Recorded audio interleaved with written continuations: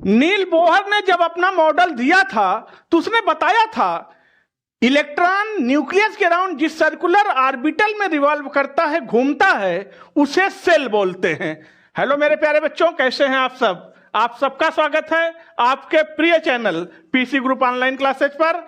आज हम लोग समझेंगे सेल, सबसेल, ऑर्बिटल, इलेक्ट्रॉन, इन सब का कॉन्सेप्ट एकदम क्रिस्टल क्लियर कर देना है। जरा भी कंफ्यूजन नहीं होना चाहिए, तो फिर आपको पढ़ने में मजा आएगा।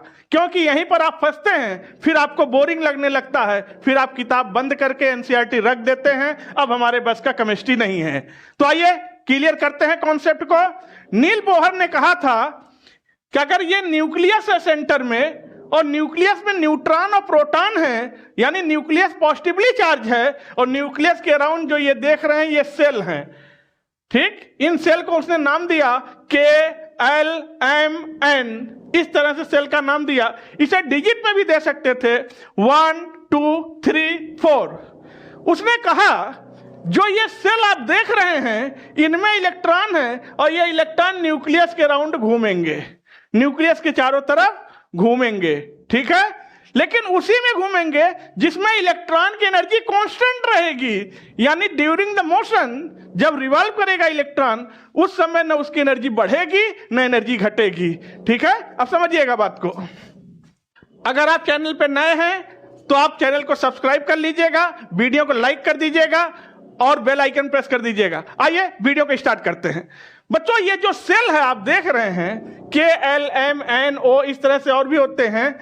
ये सेल जो होते हैं ये मेन एनर्जी लेवल होते हैं। ठीक है, जैसे अगर हम बात करें, हमारे पास सेल है KLMN, इसे हम ये भी लिख सकते थे डिजिट में, पहला सेल, दूसरा, तीसरा, चौथा। और रिमेंबर इट, याद रखिएगा, जैसे आप न्यूक्लियस से दूर चलेंगे वैसे वैसे इन सेल की एनर्जी बढ़ेगी, इन सेल की एनर्जी बढ़ेगी। यानी अगर हम बात करें तो KLMN में सबसे ज्यादा एनर्जी N सेल की होगी, फिर M की, सबसे कम L की। जो न्यूक्लियस के पास होगा उसकी एनर्जी कम, यानी जो न्यूक्लियस के अराउंड होगा उसमें जो इलेक्ट्रॉन होगा उसकी एनर्जी कम, और जो बाहर होगा जितना दूर न्यूक्लियस से उसकी एनर्जी उतनी ज्यादा होगी। ये एनर्जी का आर्डर है, ये एनर्जी का आर्डर है।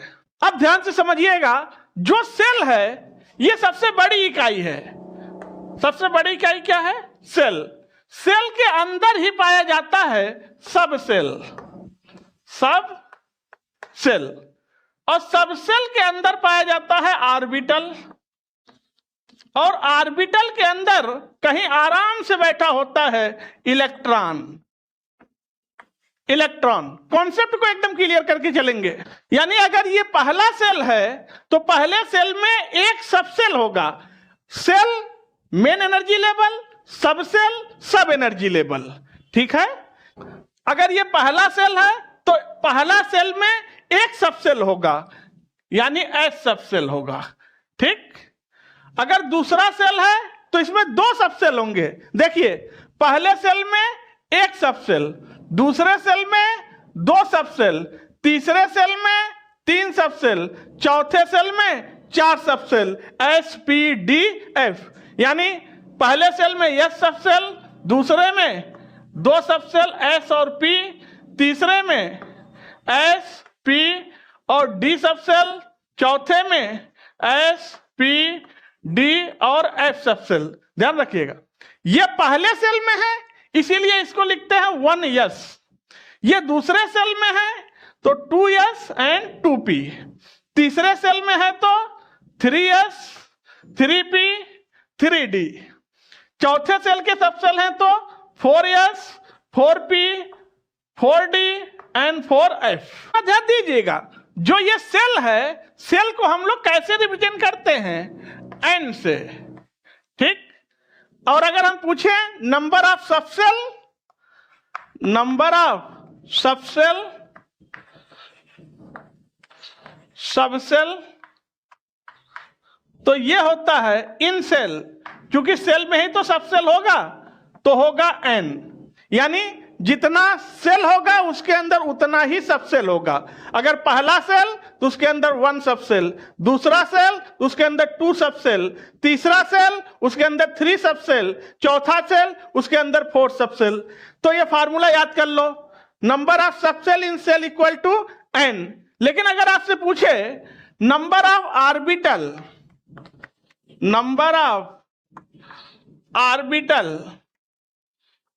इन सबसेल, तो ये हो जाएगा n स्क्वायर। कितना हो जाएगा? n square. और अगर पूछ ले नंबर ऑफ इलेक्ट्रॉन तो ये हो जाएगा 2n स्क्वायर। ये 3 फार्मूले याद रखो, number of subshell in shell equal to n, number of orbital n square और number of electron 2n square. जरा ये देखते हैं, तो नंबर ऑफ सबसेल तो पता चल गया n, और अगर हम नंबर ऑफ ऑर्बिटल निकाले तो n स्क्वायर हो जाएगा। यानी अगर ये पहला सबसेल है तो इसका अगर स्क्वायर करेंगे n का तो ये हो जाएगा 1, इसमें 2 का करेंगे 4, 3 का करेंगे 9 और 4 का करेंगे तो 16। ये क्या है? ये है ऑर्बिटल। ये क्या निकल रहा है? ऑर्बिटल। ये ऑर्बिटल है। यहां पर देखिए, तो पहले सेल में n का स्क्वायर करिए तो ऑर्बिटल कितना होगा? 1। दूसरे में ऑर्बिटल कितना होगा? 2 का स्क्वायर करिए 4। तीसरे में ऑर्बिटल कितना होगा? 9। चौथे में ऑर्बिटल कितना होगा? 16। अब अगर हम इलेक्ट्रॉन इनके अंदर निकालें, क्योंकि हमें पता है s में कितने होते हैं? s में 1 ऑर्बिटल होते हैं।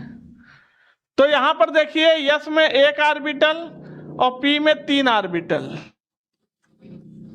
तो टोटल कितना हो गए? 1 2 3 4। यहां पर देखिए s में 1 ऑर्बिटल, p में 3 ऑर्बिटल और d में 5 ऑर्बिटल। ध्यान दीजिएगा 1 2 3 4 5, तो देखिए 9 आएगा। 1 2 3 4 5 6 7 8 9 ऑर्बिटल। यहां पर देख सकते हैं s में 1 ऑर्बिटल, p में होता है 3 ऑर्बिटल, d में होता है 5 ऑर्बिटल 1 2 3 4 5 और f में होता है 7 ऑर्बिटल 1 2 3 4 5 6 7। तो काउंट करिए 1 2 3 4 5 6 7 8 9 10 11 12 13 14 15 16 16 आ गया। देखिए, और अगर वहीं पर इलेक्ट्रॉन निकाला जाए कि पहले सेल में कितना इलेक्ट्रॉन होगा, पहले सेल में ऑर्बिटल कितना होगा? 1। दूसरे में ऑर्बिटल कितना होगा? 4। तीसरे में ऑर्बिटल कितना होगा सेल में? 9। चौथे सेल में ऑर्बिटल कितना होगा? 16। अगर इलेक्ट्रॉन पूछ दे तो ये 2n स्क्वायर फार्मूला लगा देंगे, तो पहले सेल में मैक्सिमम इलेक्ट्रॉन कितने होंगे? 2। ठीक। दूसरे सेल में 8, ये इलेक्ट्रॉन है। तीसरे सेल में 18, चौथे सेल में 32, लीजिए 32। हमेशा याद रखेंगे अगर एक ऑर्बिटल है तो एक ऑर्बिटल में मैक्सिमम 2 इलेक्ट्रॉन रह सकते हैं, वो भी एंटी पैरेलल। एक क्लॉकवाइज है तो दूसरा एंटी क्लॉकवाइज होना चाहिए। एक ऑर्बिटल में मैक्सिमम 2 इलेक्ट्रॉन रह सकते हैं। क्योंकि हमारे पास टोटल सबसेल है s, p, d और f। जहां s का मतलब होता है शार्प, p का मतलब होता है प्रिंसिपल, d का मतलब होता है डिफ्यूज और f का मतलब होता है फंडामेंटल। इनका मतलब भी जानते रहिए, ठीक है। जो s सेल है ये स्फेरिकल होता है, इसकी ज्योमेट्री साइज आकार ये स्फेरिकल होता है।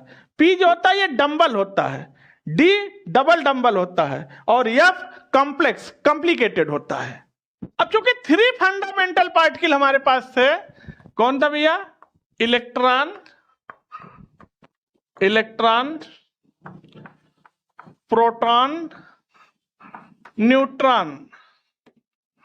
लीजिए, जो इलेक्ट्रॉन होता है, अगर हम इलेक्ट्रॉन के चार्ज की बात करें, चार्ज के, तो ये होता है 1.6 इंटू 10⁻⁻19 कूलम, राइट। प्रोटॉन के चार्ज की बात करें तो यही पॉजिटिव में हो जाता है, वैल्यू वही होती है 1.6 इंटू 10⁻⁻19 कूलम। तो न्यूट्रॉन की बात करें तो न्यूट्रॉन एक चार्जलेस पार्टिकल है। कैसा है? Chargeless particle. और अगर हम मास की बात करें, चार्ज तो आपने देख ही लिया, मास की बात करें तो इलेक्ट्रॉन का जो मास होता है वो होता है 9.1 इंटू 10⁻31 kg, ये इलेक्ट्रॉन का मास है। प्रोटॉन की मास की बात करें तो 1.6 इंटू 10⁻27 kg, ठीक। और न्यूट्रॉन के मास की बात करें, न्यूट्रॉन चार्जलेस होता है लेकिन इसका मास तो होता ही है, ये होता है 1.6 इंटू 10⁻27 kg। यानी प्रोटॉन और न्यूट्रॉन का मास लगभग सेम होता है, लगभग, लेकिन ज्यादा किसका होता है? न्यूट्रॉन का। तो अगर हम बात करें सबसे ज्यादा मास किसका है, तो सबसे ज्यादा मास है न्यूट्रॉन का, फिर है प्रोटॉन का, और सबसे कम मास है इलेक्ट्रॉन का। इस चीज को याद रखेंगे। और किस पर कितना चार्ज है इसे भी याद रखेंगे। जैसा कि हमें पता है, हमने बताया कि जो प्रोटॉन है, न्यूट्रॉन है, ये न्यूक्लियस में होगा, इलेक्ट्रॉन न्यूक्लियस के चारों तरफ ऑर्बिटल्स में, सेल्स में रिवॉल्व करेगा, घूमेगा। इलेक्ट्रॉन को डिस्कवर किया था थॉमसन ने। किसने किया था? J Thomson. जो प्रोटॉन है इसको डिस्कवर किया था गोल्डस्टीन ने, लेकिन प्रोटॉन नाम दिया था रदरफोर्ड ने, याद रखेंगे, नाम रदरफोर्ड ने दिया था, डिस्कवर गोल्डस्टीन ने किया था। और न्यूट्रॉन को डिस्कवर किया था जेम्स चैडविक ने। तो आज की वीडियो को यहीं पर रखते हैं, फिर हम आपसे मिलते हैं नेक्स्ट वीडियो में। तब तक के लिए थैंक यू, धन्यवाद। आप लोग वीडियो को लाइक और चैनल को सब्सक्राइब कर दीजिए।